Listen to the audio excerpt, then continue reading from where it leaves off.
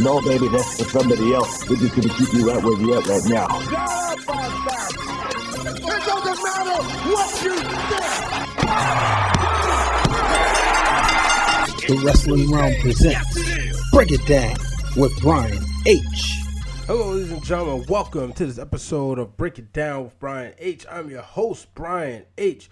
Waters. Now, of course, you already know you can subscribe to the Wrestling Realm right here on YouTube, Apple Podcasts, Google Podcasts, Stitcher, Spotify, Podbean, Overcast, you name it, we are there. And of course, if you like to make a donation, go ahead and go to the Anchor app, or if you're on any of those platforms, go to the bottom, there's a link, and send, just drop $1 or $2. But let's get right into this week's show. So let's hit our top rope. Going up to the top rope. It's time for this week's Top Rope segment of the week. So my top rope this week is, I gotta go with WWE riding the momentum of Kofi Kingston, as that is the title of episode number 57.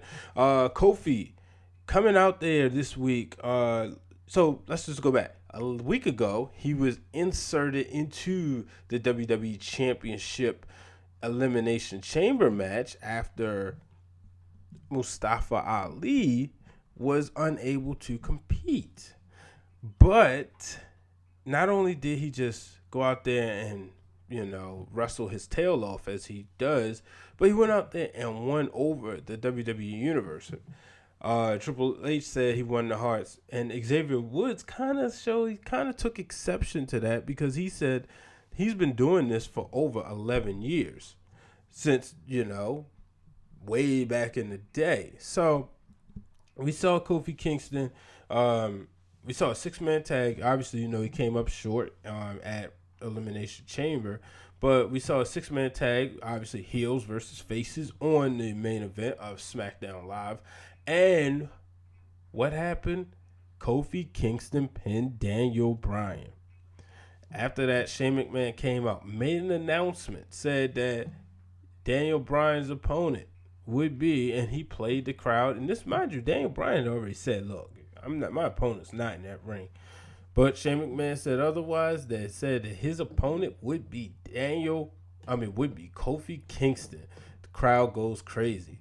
So we got Kofi Kingston and Daniel Bryan at Fastlane for the WWE Championship. There's no doubt in my mind that this match will main event the show. Why? Because Brock Lesnar's not main eventing. Only way I could see it changing is if somehow, some way, there's a match between Becky Lynch and Charlotte, and the winner goes to WrestleMania, or some stipulation involving Becky Lynch. That's the only way I see this match changing. But right now, the weekend, this is probably the first time anybody has talked more about a male, outside when Daniel Bryan won the WWE Championship.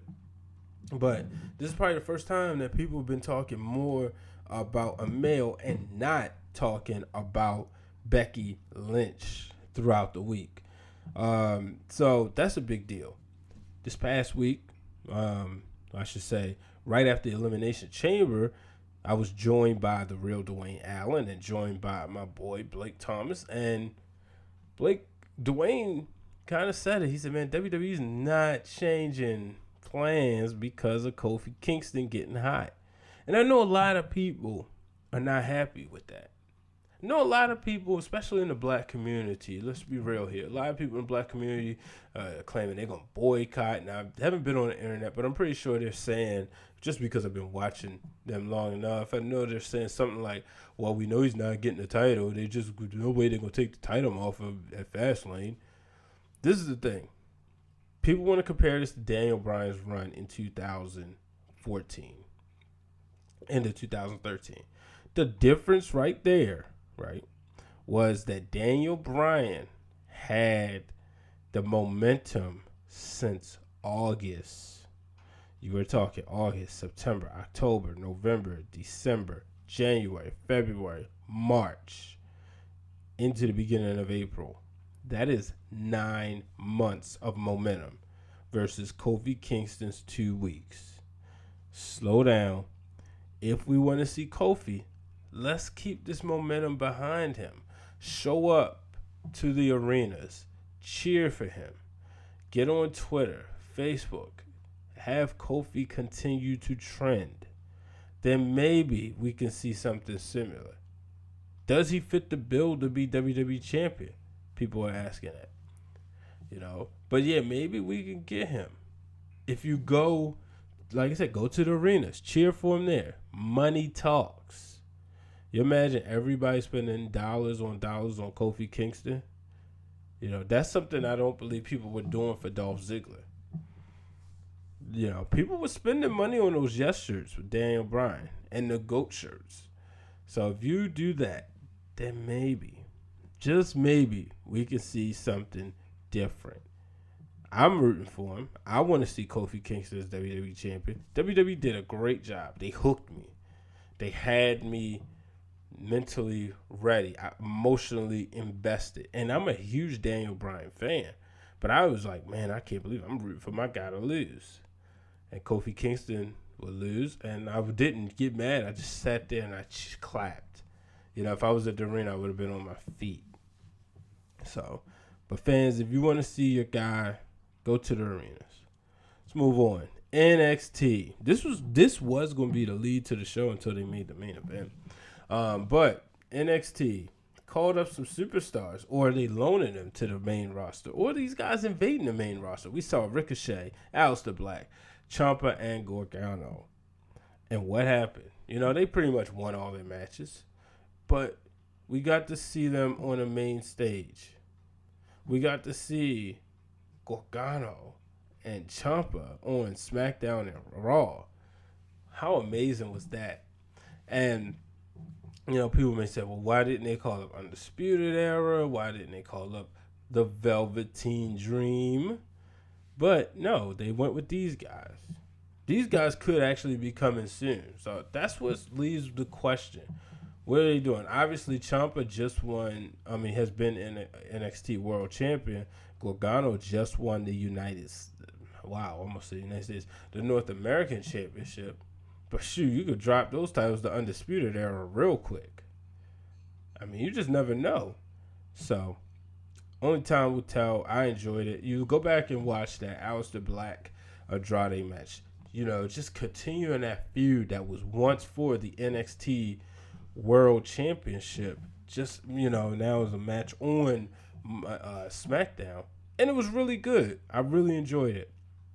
And it was kind of cool, seeing Black and, his real life wife with Andrade looking at each other across the hall or across the ring. So there's that. Move on. Congratulations to Sasha and Bayley. They are your WWE Women's Tag Team Champions. Pretty sure you already knew that.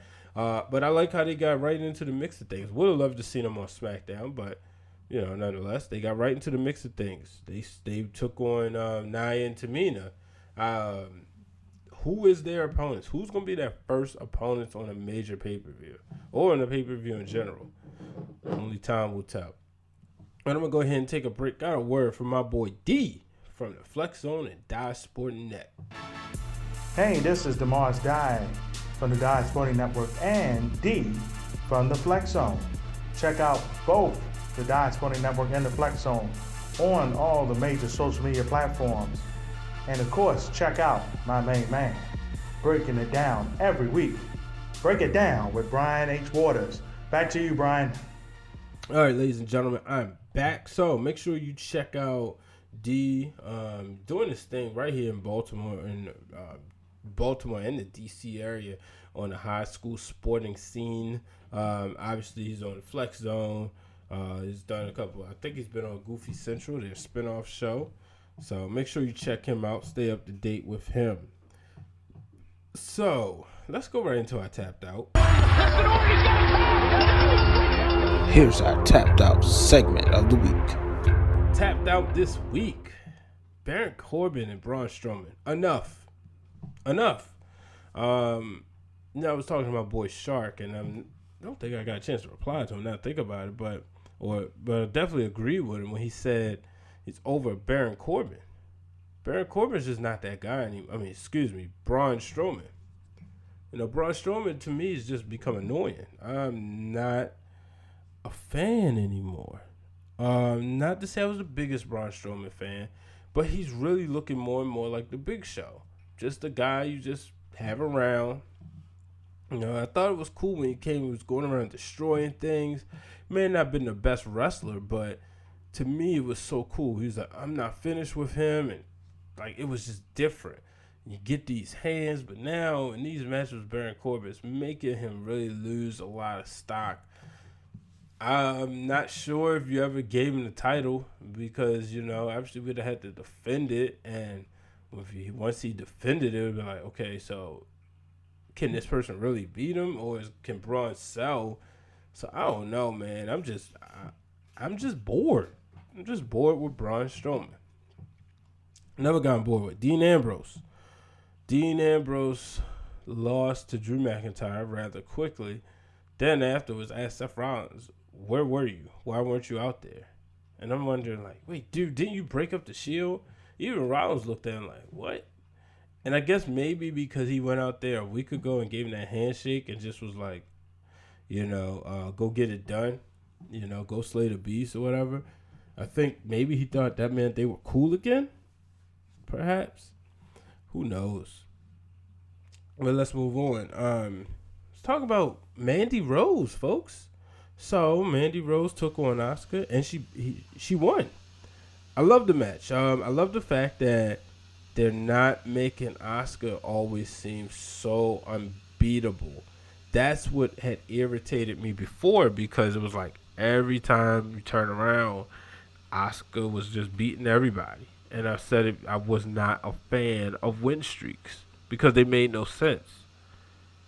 But we saw Asuka take on Mandy Rose, and we saw Mandy Rose outsmart her.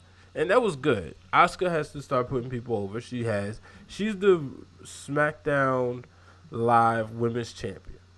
And as Women's Champion, she's not going to win all the matches while holding the title because she has to have some opponent credibility.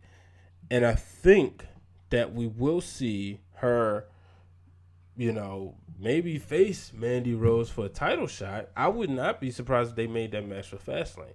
I got to admit, Mandy Rose held her own, She went out there and did her thing. She proved that she's not just a pretty face.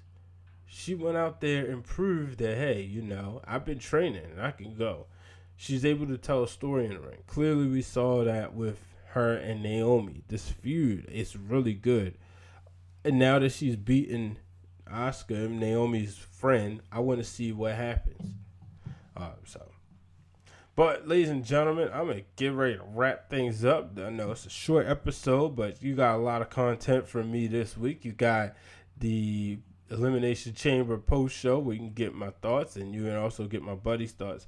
And then I also did an interview with Ruthless Lala. So before I go, make sure you check that out right here. Definitely my matches with Jazz were very fun. I would like to go up against her again now that I've grown so much. I would like to go up against her for her NWA Gold, respectfully. Mm-hmm. I had an amazing match with Awesome Kong. I had a cool 6-man tag against Teddy Hart, which I will forever never be able to forget, being able to be in the ring with Teddy Hart. I understand that, he has a reputation or whatever, but for me, I stayed at Teddy Hart for God knows how long. So that was just a clip. Make sure you check out the full interview with Ruthless Lala. I promise you'll enjoy it. A lot of great stories. I really enjoyed having her on here. She'll be back on down the line, but just got a chance to really get to know her and let her open up and kind of give you some insight. So make sure you check out that full interview everywhere you can get the Wrestling Realm, folks. Until the next time, I'm Brian H. Waters. So long, everybody.